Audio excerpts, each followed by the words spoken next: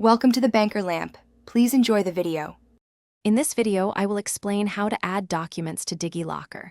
First, ensure you have the Digilocker application installed on your mobile device or access the website. You will need to log in using your Aadhaar number and the security PIN you have set up. Once logged in, you will see options to manage your documents, including adding new ones. We will cover two primary methods for populating your digital locker. To upload your own documents, simply go to the Upload Documents section. Here, you can select the type of document you wish to add, such as a school certificate or a utility bill. Then, browse your device to select the file. Remember, the platform supports common formats like PDF, JPEG, and PNG, and each file should not exceed 10 megabytes.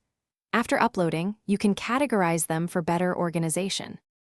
For documents issued by various government departments, head to the Issued Documents section.